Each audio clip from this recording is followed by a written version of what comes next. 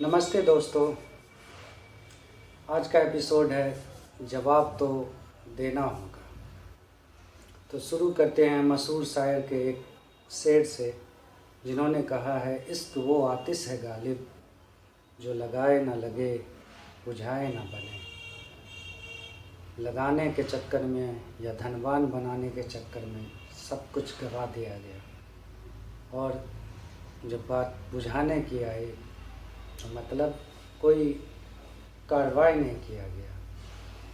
कहा जाता है, जब दो दिल मोहब्बत के लिए धड़कता है, जब दो दिल मोहब्बत के लिए धड़कता है, ज़माने का क्या जाए, इसमें क्या फ़र्क पड़ता है। तो आपको हम बता रहे हैं कि जवाब और खामोशी क्यों है। तो सबसे पहले ये बताना चाहेंगे कि प्यार के कागज़ पे पहली कलम से सारा देश का प्रॉपर्टी एक आदमी के नाम लिख दिया गया, और वो आदमी किसी से अब छुपा हुआ नहीं है, क्योंकि उनका नाम धनवान अडानी है। तो ये जो सिलसिला है लिखने का, क्या क्या नहीं लिखा गया। पोर्ट लिखा गया, एयरपोर्ट लिखा गया, बिजली लिखी गई, कोयला लिखा गया, या फिर डिफेंस लिखा गया, या सीमेंट लिखा गया, रोड लिखा गया, या रेलवे लिखा गया। हम लिखते लिखते थक जाएंगे, लेकिन एक अकाउंट में कितना बैलेंस जा रहा है उसकी गिनती नहीं कर पाएंगे। बहुत दूर से चलकर पुरस्कार बहुत दूर पहुंच जाता है, लेकिन उस घर के बगल में कोई भूखा और प्यासा सो रहा है, उसकी खबर कहाँ कोई ले जाता है। आपके बारे में जिनको बोलना है, उनके अकाउंट में लाखों करोड़ों सैलरी बहुत दूर से आते हैं, लेकिन जिनके घर अकाउंट में सैलरी कुछ भी नहीं जाते हैं, उनके बारे में कहाँ कुछ वो बोल पाते हैं। तो यही हकीकत है अभी हमारे देश की। फिर आगे बढ़ाते हैं इस कहानी में क्या भेष है अपने उद्योगपतियों के। तो जैसा कि मैंने आप लोगों को बताया था कि हिंडनबर्ग रिपोर्ट के बारे में, कि उनके बारे में आया था कि क्या क्या किया गया है। तो इन सभी के बीच में एक सेल कंपनी का नाम था। सेल कंपनी का नाम जिसमें आंकड़े आए हैं कि 36 कंपनियां जो है वो 36 सेल कंपनियां जो हैं वो काम कर रहे थे अडानी के फर्जी कंपनी। सीधे लैंग्वेज में आप कह सकते हैं कि ये जो 36 कंपनियां थे वो सारे के सारे फर्जी थे, और इनको अडानी के भाई विनोद अडानी के द्वारा चलाया जा रहा था। अलग अलग देशों में अलग अलग नाम से अलग अलग कंपनियां खोली गई थी। तो इन सब के बारे में आपको थोड़ा सा बता देता हूं ताकि आप लोग भी जान सके।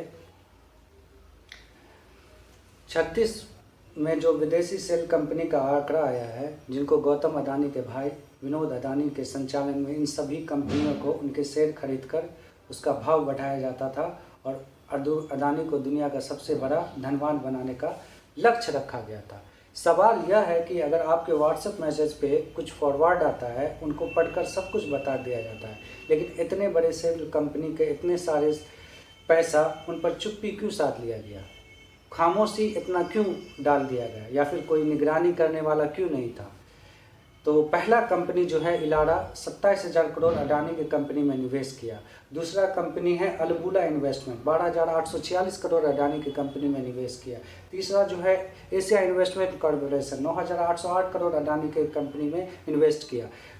पाँचवा जो है कृष्णा फाइनेंस, 13,778 करोड़ इन्वेस्टमेंट किया। इसी तरह से 36 कंपनियां हैं जो अडानी के कंपनियों को शेयर का दाम बढ़ाने के लिए फर्जी तरीके से इस्तेमाल किया जाता था। मैं जैसा कि पिछले एपिसोड में आप लोगों को बताया था कि अगर आपके पेटीएम में 2000 का लोन लेकर आप अगर चुकता नहीं करते हो तो आपका पेटीएम ब्लॉक कर दिया जाता है। अगर आपका मोबाइल रिचार्ज खत्म हो जाए तो आपकी सेवा बंद कर दी जाती है। अगर आपका बिजली का भुगतान नहीं किया जाए तो बिजली काट दिया जाता है। लेकिन इतने सारे करोड़ रुपये चले गए और किसी के निगरानी में कुछ था ही नहीं। मतलब कानून को भी बदल देना और कानून की बातें जब आए उसका कदम आगे ना बढ़ाना, ये कौन सी देशभक्ति की बात है। सवाल ये है, आपको जवाब देना होगा उन परिवारों को जो महंगाई से त्रस्त है। आपको जवाब देना होगा उन परिवारों को जहां भूखे प्यासे सो रहे हैं।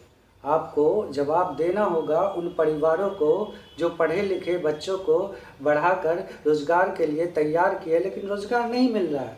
आपको जवाब देना होगा उन घरवासियों का जिसके बगल में बहुत सारे पैसे भेज दिए जाते हैं क्योंकि वो अपने आदमी हैं, लेकिन वो घर में त्रस्त जनता रह रही है। उनके बारे में आपको सोचना होगा। आपको जवाब देना होगा उन युवाओं को जिन्होंने अपने खून पसीने की मेहनत से पढ़ाई किया है इस अपने जीवन को सफल बनाने के लिए, लेकिन आज उन्हें भ्रष्टाचार के आग में जलना पड़ रहा है। क्योंकि अगर ये पैसा होता है, इतना सारा पैसा जो पानी की तरह बहा दिया गया है देश का, इतने सारे सरकारी संस्थाओं के पैसे जो बर्बाद किए गए हैं, अगर उनका इस्तेमाल सही ढंग से किया जाए तो युवाओं को फिर भटकना नहीं पड़ता। इतने सारे महंगाई जो बढ़ गए हैं इनका सामना नहीं करना पड़ता। तो यही सब सोचने वाली बात है कि आपको जवाब देना होगा।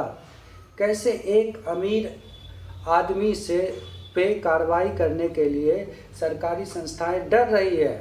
कैसे एक अमीर आदमी ने सरकार के पैर के नीचे से धन की चादर खींच ली है।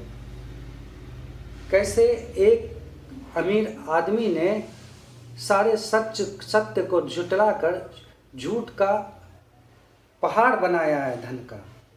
आपको जवाब देना होगा क्योंकि ये देश और उनसे जुड़े जनताओं के भविष्य का सवाल है।